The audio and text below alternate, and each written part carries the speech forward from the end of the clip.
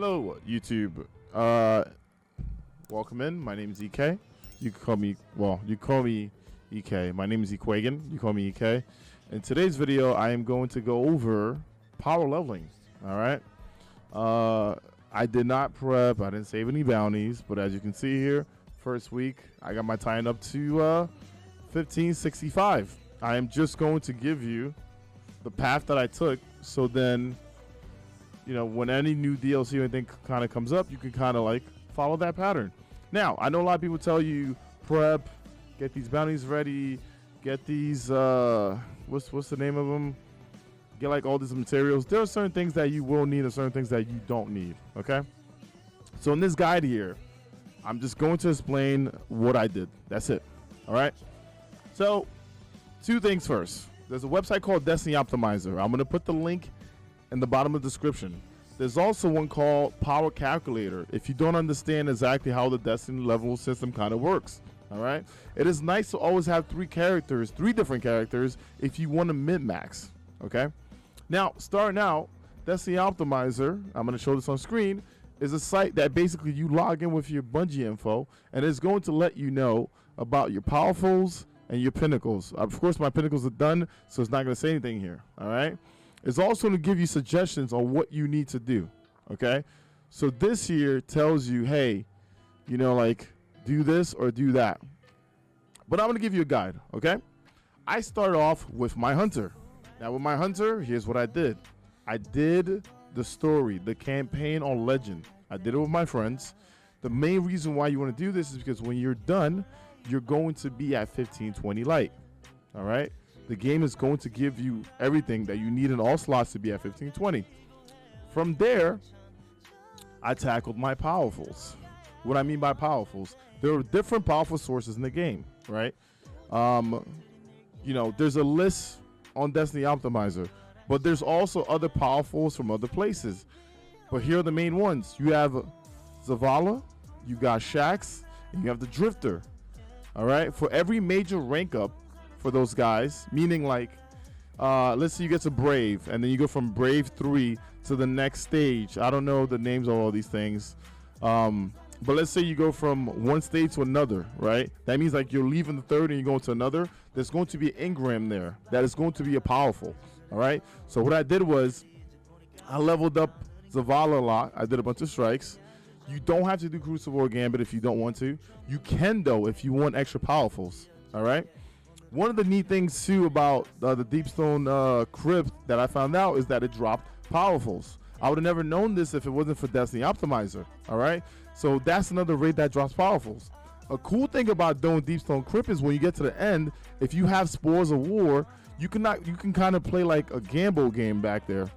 Because if you have everything in the raid unlock, you can literally click on an armor piece, right? It'll tell you like, perfect example, when I did it, I was about 1539, right? And it said, hey, you may be able to get this piece right here that you're missing. And it could be a 1540, right? So I clicked on it a few times. The first one was under. The second one was actually the light level that it showed. All right. So that's another option that you can kind of do as you're leveling up. A neat thing to pay attention to is the seasonal activity where you go to the helm, right? For every major rank up for you doing the PSYOP activity will give you another powerful engram right here. So I've gotten a few of these as well, right? This is rank 12. So I think I got about 3 of these. One neat thing to pay attention to is if you have Umbral engrams and you don't feel like going out there and tackling stuff or getting what you need at your base power, there are 2 engrams here that are for gear. This is legendary armor and this is legendary gear, right? I always do this one because it is only armor. What do I do after I'm done with my powerfuls? Once you're done with your powerfuls, right? One thing to pay attention to, powerfuls cap off at 1550. All right? Powerfuls cap off at 1550. If you have the time, keep doing powerfuls until you get to 1550. That's what I did on my hunter. Once I was done with that, I went back and I did all my pinnacles. One neat thing to pay attention to on Destiny Optimizer is, let me see. You see how like my Warlock has, you know, my Warlock is at 1552 and 6/8, right? That means that I only need a 2 bump anywhere on my gear to get to 1553. So that means if I go back to my Warlock and I get a powerful right now for this chest piece, and it goes up to 1552, this goes up to 1552 and 7/8. If I get a pair of boots, that means that I have now, I'm going to be at 1553.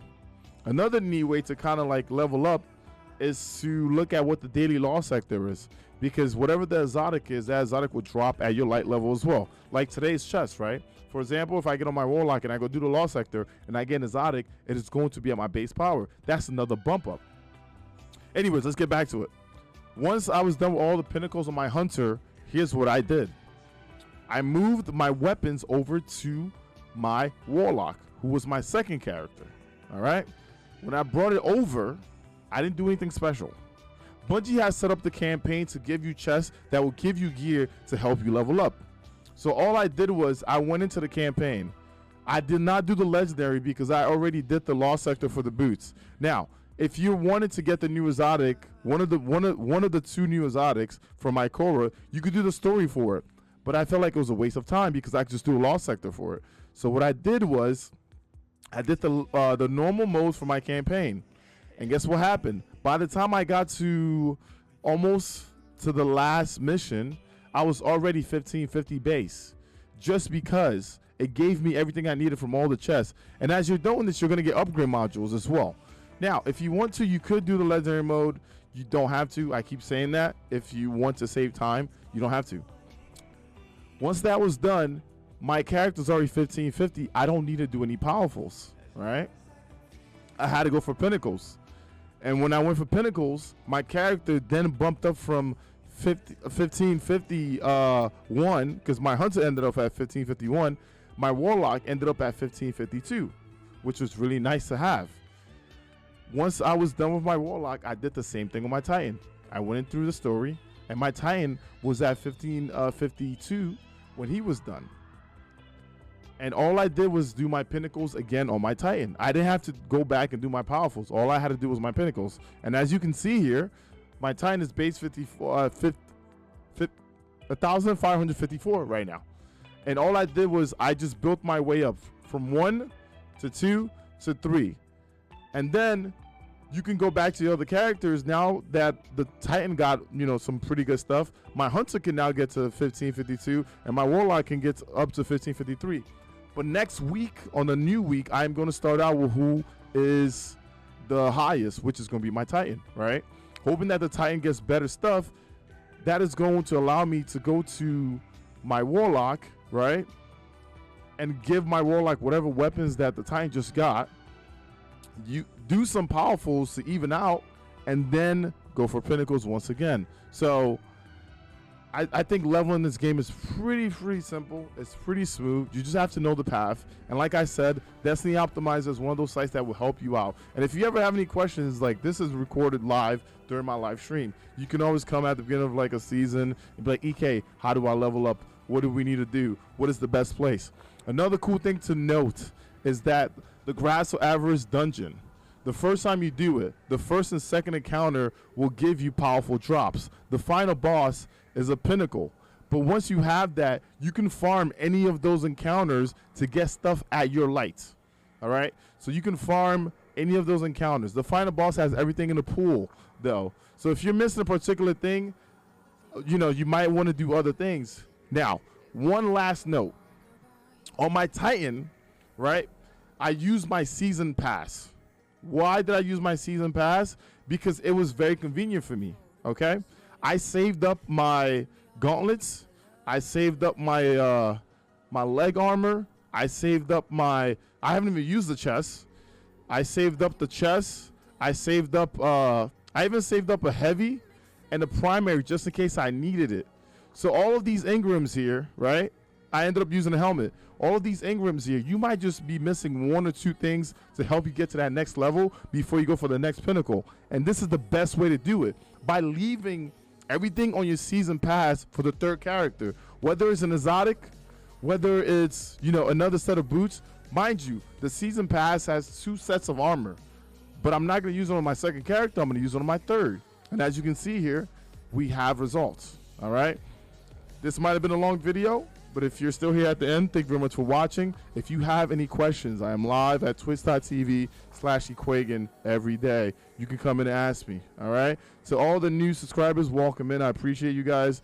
Make sure to hit the like and subscribe button on this.